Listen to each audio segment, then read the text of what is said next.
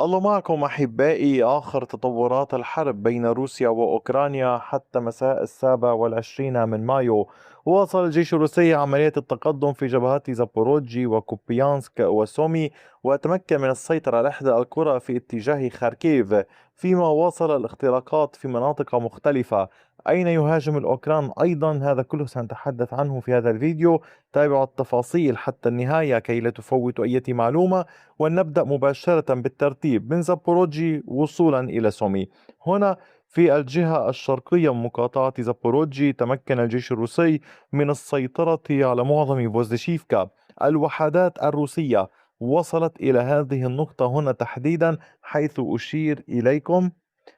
رفعت العلم الروسي. الوحدات الروسية تقدمت على طول المنطقة هذه بالمساحة باللون الزهري، وكان عمق التقدم كيلومتر وربع وبعرض 980 مترا. فرضت سيطرتها هنا الكاملة. حاليا الوحدات الروسية تحاول التقدم أكثر على طول هذا الاتجاه يكون قول التأكد من خلو المنطقة من الجيش الأوكراني للإعلان الكامل عنها بشكل يكون قول دقيق. العمليات هنا كما تلاحظون تبقى فقط بضعة منازل، وبالتالي حين يتم التأكد من خلو المنطقة هنا كليا من الأوكران سيتم تعديل الخريطة ونقل فوزيشيفكا إلى السيطرة الروسية.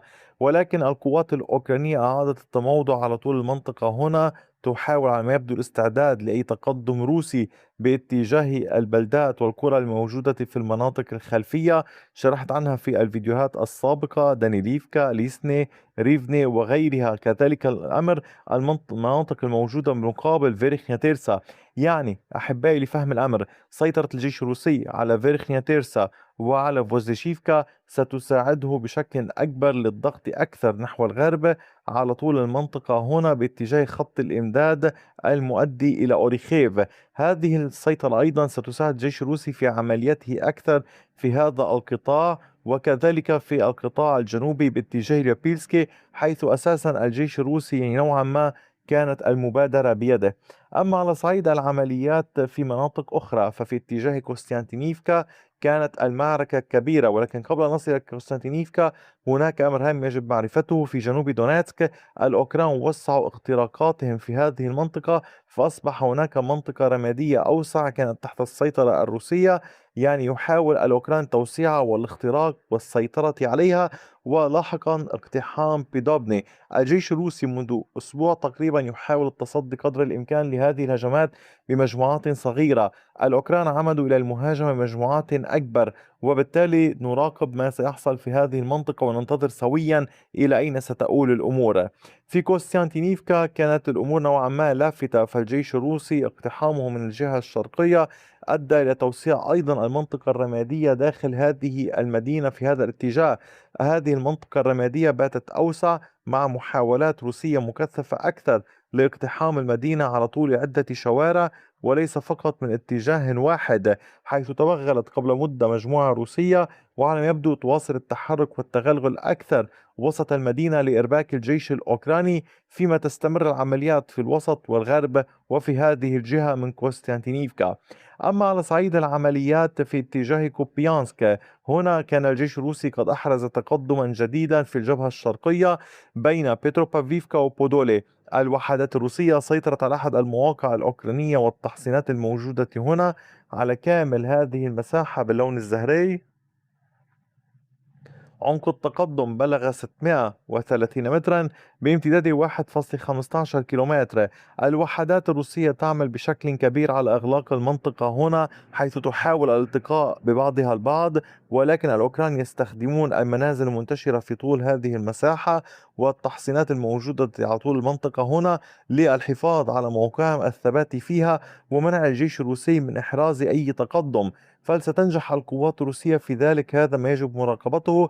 إضافة إلى ذلك يجب مراقبة ردات فعل الأوكران. ولكن الروس أيضا يعملون على نطاق أوسع بين بودولي وكوبيانسك فيزدوفيا أيضا على الضغط أكثر، وبالتالي هناك عدة مناطق يحاول الجيش الجيش الروسي إغلاق المنطقة بها لدفع الوحدات الأوكرانية للانسحاب من العمق باتجاه مدينة كوبيانسك. هذا هو الحال في الجبهة الشرقية لمدينة كوبيانسك، فيما تستمر المواجهات بشكل كبير في هذا القطاع منذ يعني أكثر من أسبوع، ولكن دون أي تغييرات. أما فيما يتعلق بالمعارك التي تجري في جبهة بوروفا وسفاتوفي، المعركة قائمة في اتجاه زهريزوفي وويزلافكا وباتجاه نوفوبلاتونيفكا، وكذلك في اتجاه بوروفا، حيث يحاول الجيش الأوكراني قدر الإمكان منع الجيش الروسي من التقدم. تلاحظون أن الجبهة بكاملها يعني تخضع لاشتباكات كبيرة. أما في اتجاهات أخرى، ففي خاركيف تمكن الجيش الروسي من السيطرة على قرية هرانيف. هنا فرضت الوحدات الروسية سيطرتها على هذه القرية الحدودية التي دخلتها قبل أسبوع، تحديدا في 20 من مايو. تقدمت وحدات الفوج 11 من الفرقة 18 الروسية وسيطرت على هذا الجزء قبل أسبوع، واليوم تسيطر على الجزء الآخر في هذه المنطقة باللون الزهري كما تشاهدونها. عمق التقدم للوحدات الروسية بلغ أكثر من كيلومتر بامتداد نحو كيلومتر وربع على طول المنطقة. هنا فرض الجيش الروسي سيطرته. طبعا هذه المنطقة هي يقال قد تشكل نقطة بداية لعمليات روسية باتجاه كوزاتشا لوبان. في هذا الاتجاه دعوني أذكركم أن هذه المنطقة تقع على طول الطريق المؤدي إلى مدينة خاركيف، يعني على طول المنطقة هناك طريق، وبالتالي هذه هي أهميتها. ثانيا، هذه المنطقة ربما قد تكون محاولة ربط مناطق السيطرة الروسية ببعضها البعض على طول هذا الاتجاه، ثم لاحقا توسيع منطقة السيطرة والتقدم، وربما قد تكون مجرد تأمين لنقاط أمامية على طول الحدود الروسية الأوكرانية لمنع الجيش الأوكراني من استخدامها كمنطلق نحو بلغوراد. تلاحظون قربها من بلغوراد بهذا الاتجاه، وبالتالي هي هامة على طول الطريق بين بلغوراد الروسية وخاركيف. أما على طول المنطقة هنا في سومي، فكانت الوحدات الروسية قد واصلت تقدمها وفرضت سيطرتها على هذه المساحة مجددا في اتجاه زبسيليا. تواصل قوات الجيش الروسي الاشتباك مع قوات 22 مهام خاصة من الجيش الأوكراني، فرضوا سيطرتهم على كامل هذه المنطقة باللون الزهري. عمق التقدم للوحدات الروسية بلغ 920 مترا بامتداد 2.28 كيلومتر. العمليات مستمرة في هذا الاتجاه. الوحدات الروسية تحاول التحرك على طول المنطقة هنا لاستكمال السيطرة والتقدم نحو الأمام. هذه العمليات تساعد باتجاه منطقة ساتكي الموجودة هنا في اتجاه سومي، يعني في حال تمكن الجيش الروسي من ربط مناطق السيطرة ببعضها البعض على طول هذا الاتجاه.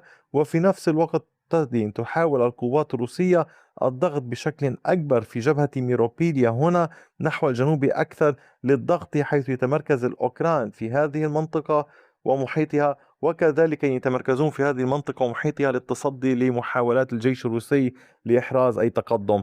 نحن اليوم أمام موجة عمليات واسعة، ولكن هذه الموجة مجددا بالعودة إلى خاركيف. هناك هجمات أوكرانية مكثفة في محيط فيلتشا باتجاه مدينة فولشانسك، معركة كبيرة للدخول من القوات الأوكرانية لاقتحام فولشانسك. الهجمات لا تهدأ، وكذلك الأمر في جبهة لمن لا تزال المحاولات الأوكرانية أيضا مستمرة للضغط أكثر نحو زاريشني، حيث وسع الأوكران المنطقة الرمادية الموجودة هنا في محاولة لاقتحامها مجددا، وبالتالي إرباك الجيش الروسي بعمليات يعني كانت قد حصلت في السابق منذ مدة. أحبائي، يعني نحن نتحدث عن تقدمات كان الجيش الروسي قد تقدم إليها في أكتوبر تقريبا من العام الماضي، ولذلك يعني العمليات أمام يعني كلا الطرفين أمام عمليات ضخمة جدا. لننتظر إلى أين ستؤول الأمور. حتى ذاك الحين الضربات من الطرفين باتجاه العمق مستمرة. وهذا كان كل شيء حتى اللحظة. أي جديد سأوفيكم به لاحقا. تأكدوا من انضمامكم للقناة، طبعا مشاركة الفيديوهات ومشاهدة كل ما تقدمه القناة من فيديوهات مختلفة، وإلى اللقاء بفيديو آخر.